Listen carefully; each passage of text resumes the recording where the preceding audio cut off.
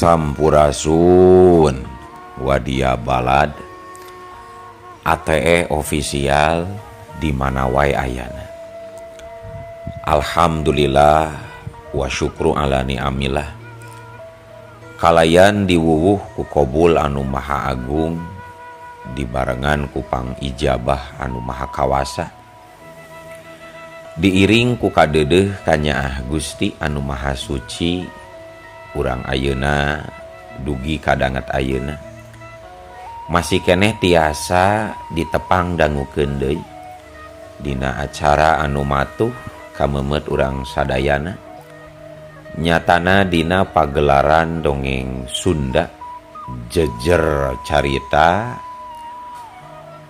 baramain ti alam kubur. Ayeuna bagean anu ka 5 nanya pamiarsa. Ieu dongeng mangrupikeun buah karyana Kang Ian Aditya di Palihan Rancah Ciamis. Kangge Kang Ian ngahaturkeun rewu nuhun laksa ketika bingahan. Rehna parantos ngawidian mamang kangge medar ieu dongeng dina kandaga ATE official ieu. Atuh sumangga kanu teu acan subscribe kantun subscribe heula. Ngarah langkung pogot sareng langkung sumanget deui ka si mamangna dina enggoning medar ieu dongengna. Nging hilap di like di komennya nu saseueur-seueurna. Lainna naon? Mamang masok bingah gitunya. Upami maosan komentar-komentar ti para wargi sadayana teh. Atuh supados teu nyangkolong tingkana waktos sumangga. Ayeuna mah urang lajengkeun deui dongeng baramain ti alam kubur bagean anu ka 5na. Kumaha salajengna?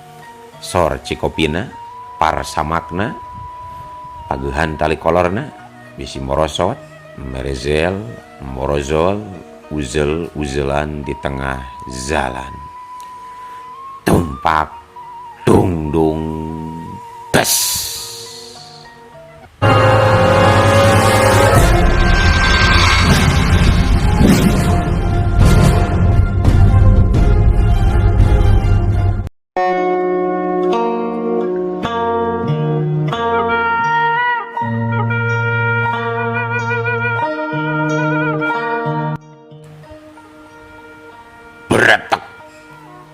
Satuluina kalawan teu nolih deui kana wiwiran. Harita si Karna laju balik badan sarta ngabretek lompat bari cecileuweuhan menta tulung. Ceuk pikirna percuma ngalawan oge sabab manehna geus nyaho kana kahebatan Astahian. Tulung, tulung, tulung. Kitu ceuk si Karna. Bari ti paparetot siga keur diudag maung. Harita si Karna lumpatna teh kabeh kidul. Tepat ke arah rombongan anak buah si Jabrig anu keur mariksa ka jero gerbong sisieun benteng. Barang ngadengi aya nu menta tulung atuh si Jepri sapara kanca caruringhak. Ai, saha eta? Coba pariksa keluar euy, pariksa. Cek si Jepri ka si Karim. Satulina si Karim gancang keluar ti jero gerbong. Dituturkeun ku tilu urang baladna. Sanggeus aya di luar, breh katenjo ku manehna. Si Karna keur lumpat dina handapeun cahaya lampu anu teu pati caang nuju ka manehna. Aya naon Karna? Magi naon nilai ha? Aya si baramain ti jero kubur. Temal si Karna bari tuluy ngalungsar. Nu bentet sia ngomong teh Karna. Kapan urang mah keur neangan tukang ojek, hah? Kitu ceuk si Karim. Ngomongna di barung ku Ratu Jejantung. Sabab mun bener kitu. Alamat pibalayeun gede kulantaran saha jalmana anu bisa ngungkulan si Astahian. Bener sumpah deh kak tengah wadul be cilaka gede kayak kieu mah yeuh bisa-bisa urang anu diburak balik ku si Astahiyam euy cek si Karim manehna bari tuluy indit maksudna rek ngabejaan si Jepri nu masih keneh aya di jero gerbong tapi karek oge dua lengkah sukuna ngalengkah ujug-ujug kadenge sora anu nyuit ti luhur barang jeung kitu corelat kalangkang hideung ngacorelat narajang kasih Karim jeung dua baladna wut lap ngan si Karim rikat ngelok ngan hanjakal pikeun dua baladna apes maranehna kahanca ku serangan cepetna Astahiyam hiat plak plak plak wadaw aduh tobat jerit dua anak buah si Karim bari awakna mental dina kayan remuk carehamna sementara si Karim laju naraja ngagunakeun samuraina wut hus plas sabetan samurai liwat karena tempat kosong sabab anu diserang narikat nyingcat wut si Karim narajang deui nuturkeun lawana anu ngacorelat ka sisi katuhu tapi hebatna sakitu serangan samurai si Karim ningker si gagangsing nyatana masih kene bisa dibendung ku si Astahiyam samalah ayeuna si Karim nu jadi kadeseh tanpa mampu ngabendung serangan Astahiyam hiu plak plak ceprodes cilebedes dua tenggelan nyayang kana gado jeung dada si Karim ulah celeng si Karim ngagoak barang jeung macelang awakna nimpa sisi gerbong blah harita pikeun si Jepri anu masih keneh di jero gerbong barang ngadenge si Karim ngagoak manehna gentak keluar bari ngabar samurai tapi karek oge nepi hus sambaran angin cukup kuat nembrag awakna nepi ka kadorong mundur dua lengkah nalika mundur curelat jeleng sakolepat kalangkang hideung ngolebat ka hareupeun si Jepri wus jeleng gebeg si Jepri ngagebeg ku sabab di hareupeunana kiwari geus ngacegak si Astahiyam edan nah kumaha bisa mangkluk ieu ujug-ujug aya di dieu gerendang si Jepri bari mundur heh ulah mabur sia cenah teh ilaing keur mancing kaula sangkan keluar ye kaula keluar ayeuna cek si Astahiyam tandas nakar sedangkeun pikeun si Jepri geus kaburu manten buyar pangacianana memang bener kami keur mancing ilaing tapi sabenerna aing ukur ngalaksanakeun parentah tinu jadi gegedug lamun kitu dancang indit sarta bejakeun sakedeung deui aing bakal nepungan dunungan ilaing gitu cek Astahiyam saterusna kalawan teu loba mikir deui si Jepri tuluy bretek teh ngabretek kelumpat ngan hanjakal lengkahna kapegat ku rombongan tibeh wetan anu ngahaja ngilikan kadinya waktu ngadenge aya kaributan sarta sorat tinggarwa aya naon Jep kapanggih teu tukang ojekna tanya si Kohar nalika pasarandog jeung si Jepri samemeh ngajawab si Jepri narik napas heula narik napas jero naker saterusna pok ngomong cilaka 14 euy tetela urang anu kajebak sabab si tukang ojek sebenarnya teh si bara main di jero kubur ngadenge kitu si Kohar teh eleh rasa kakagetna tapi pikeun manehna mah taya basa pikeun mundur sabab cek pikirna eta teh mangrupakeun waktu anu tepat keur nyingkirkeun si Astahiyam makana si Kohar tuluy marentahkeun ka baladna supaya ngepung si Astahiyam ganjang euy tingker tempat ieu ulah nepi ka aya nu nyesa tempat kosong pikeun kabur si Astahiyam, ayo tingker. Cek si Kohar sombong naker. Sementara si Jepri kapaksa manehna milu jeung rombongan najan bari jeung was-was. 5 urang balad si Kohar gancang ngepung gerbong nu aya di deketin benteng, sedangkan anu sejena ngepung lokomotif. 5 urang balad si Kohar anu diluluguan ku si Karta geus sayaga ku samuraina sewang-sewangan. Dina pada eta si Karta nenjo sakolebat kalangkang hideung kaluar ti jero gerbong nuju ka hiji wangunan kurut gudang.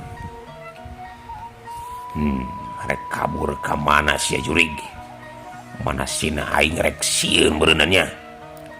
Gerendang si Karta bari tuluy mere isyarat ka balad-baladna sangka nuturkeun manehna nuju ka gedong kosong. Saterusna sanggeus 5 anana anjog maka harita keneh oge kadenge aya sorang ngagolombrang tarik ti jero gudang. Bruang! Gancang ka jero euy, asup euy. Ulah dibere kesempatan kabur, gancang asup. Parentah si Karta. Bruang! Panto gudang laju didobrak. Bareng jeung asupna si Karta sarta balad-baladna. Kaluar si Astahiyam. Ulah susulumputan siga budak leutik lamun jago sia kaluar.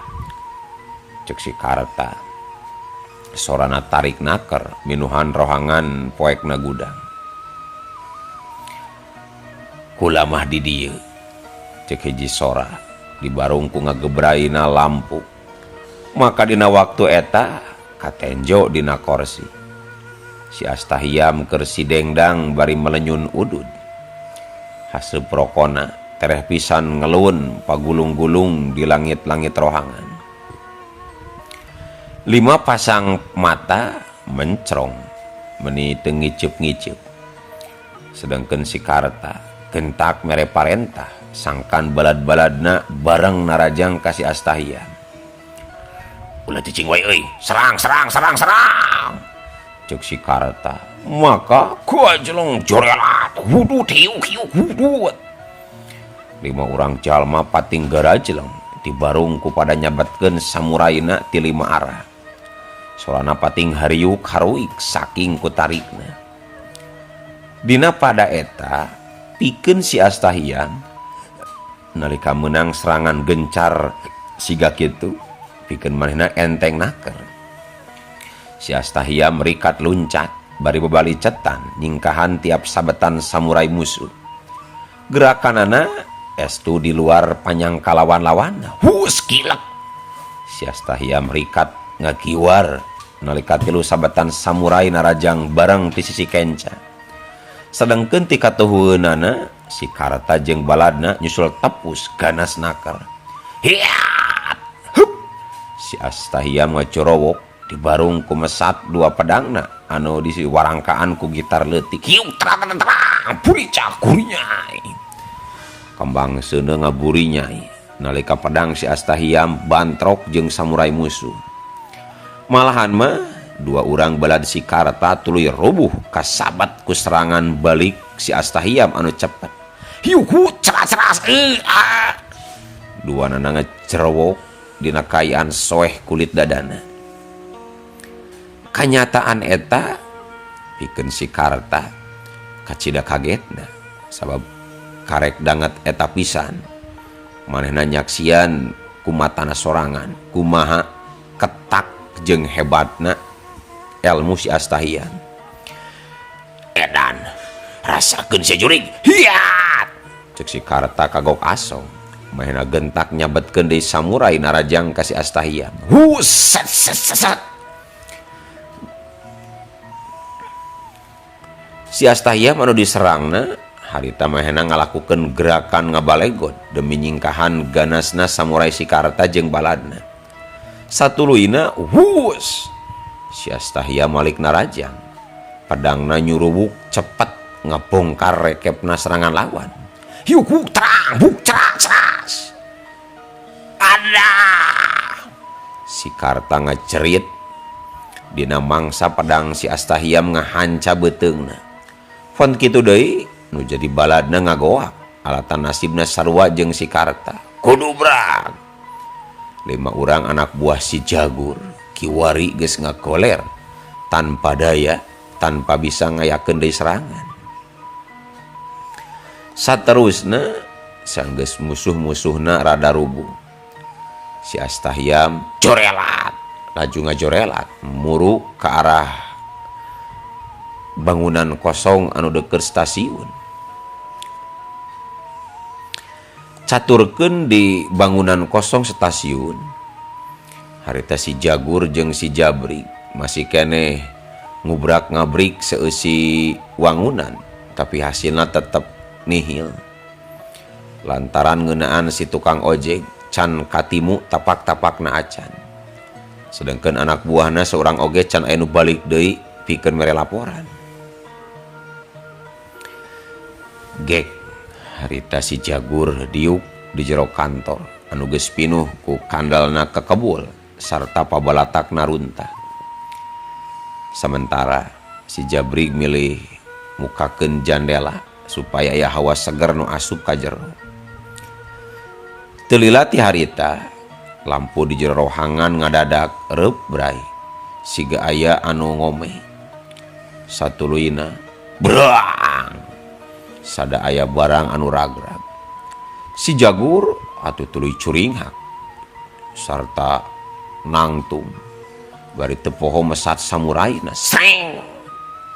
Si Jabrik kitu oge manehna gentak taki-taki pok nyarita, "Kang, waspada euy, bisi aya setan sabab lampu kawas diomeh kieu geuning Kang," cek si Jabrik bari luak lieu.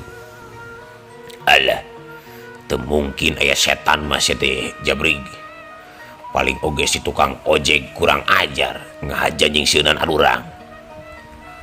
Dina sajroning keur kitu ketruk ketruk ketruk ketruk sora sapatu atrapisan kadenge ti palebar rohangan anu poe.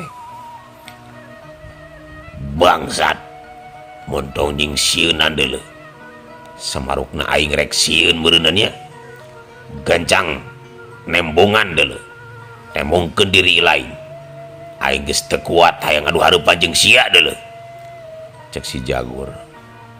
Kalawan teu pati lila, "Kolebat."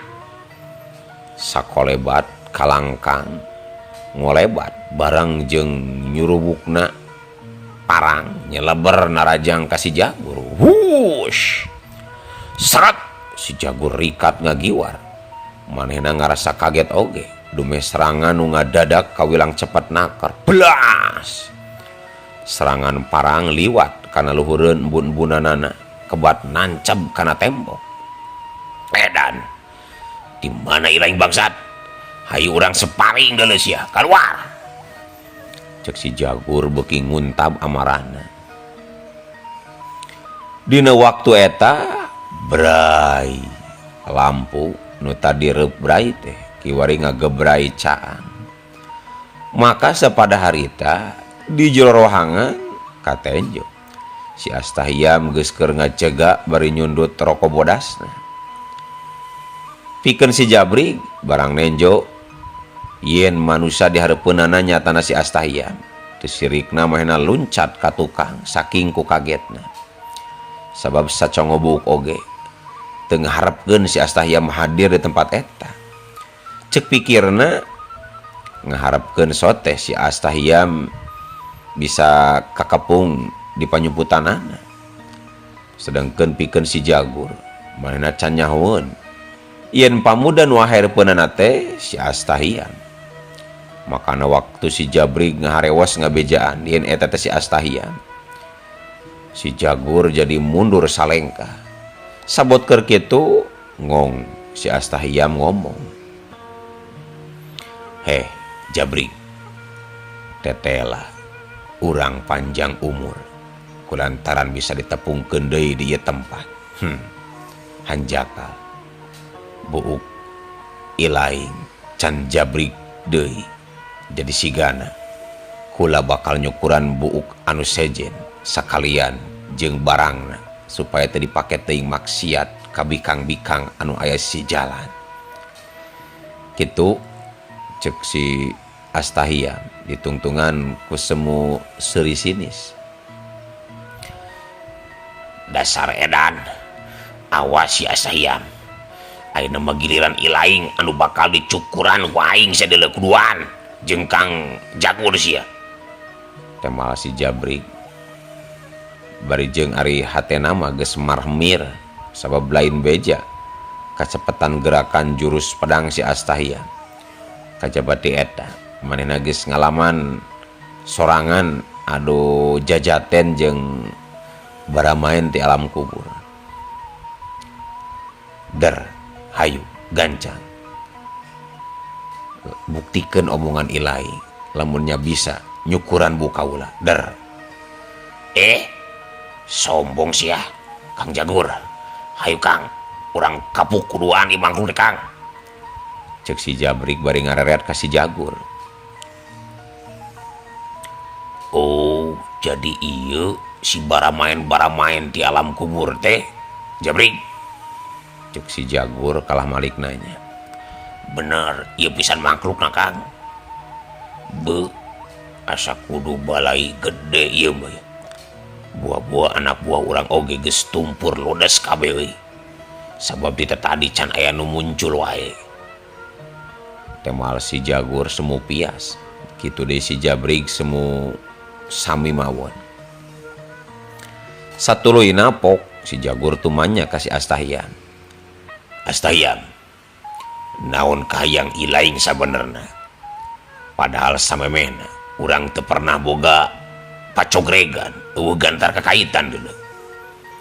Tanya si Jagur, ngawadian keun nanya najan bari geumpeur.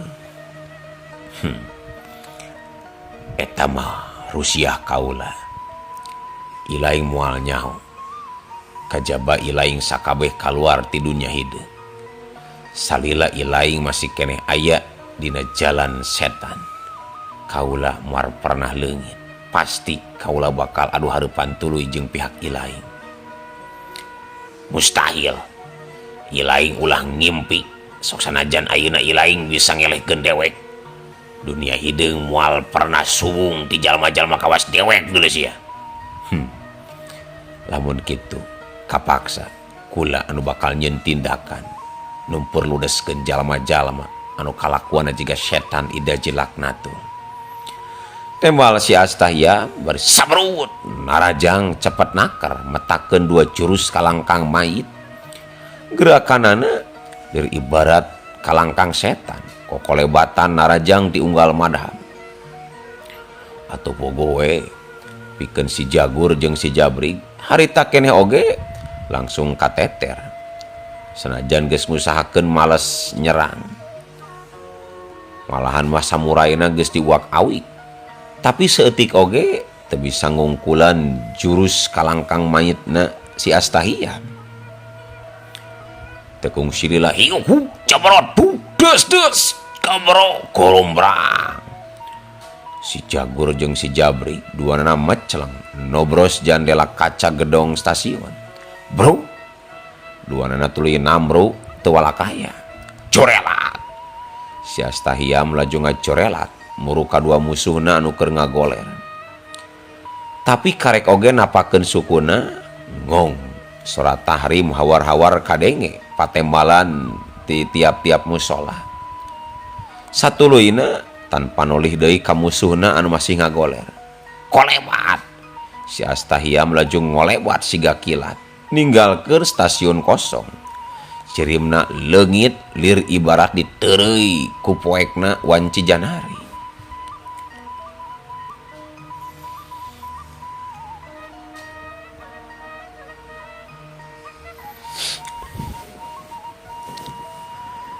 Sainditna si Astahiyam kurunyung si Jepri ngurunyung datang dina kayaan renghap ranjug nahan kacapek.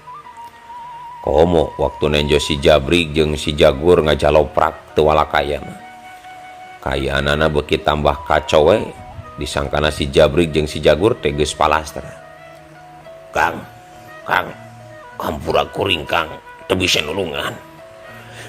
Ari sugan moal kieu jadina Kang. Nyananya horek kieu mah teu sudi abrig-abrigan, kudu maluruh tukang ojek Kang. Cek si Jepri semudah reda satulina sabot keur kitu si Jabrik batuk bari humaragung. Kang, akang hirup keneh can pae Kang. Kang, Tanya si Jepri bari mencerong. nya acan aduh dulu deh. Pan ieu dewek bisa keneh ngomong. Tapi ieu canggeng jeung dada asa remuk. Temal si Jabrik bari maksakeun hudang. Nya syukur atuh Kang, ari teu tulus paeh mah Kang. Gampang ari masalah nyeri awak mah. Kewe diurut kanyi arsih oge cager bari sakalian diservis Kang. Kitu dasar si Jepri. Sakitu keur manggih kasusah oge. Pikirana tetep we teu leungit kanu kala ditu. Dasar edan sia mah deuleu. Nyaho dewek teh ripuh. Masih kene we inget kasih arsih. Sial apes. Masih untung si Asahiam kaburu manten mabur. Coba mau nepi ka dewek dipateni.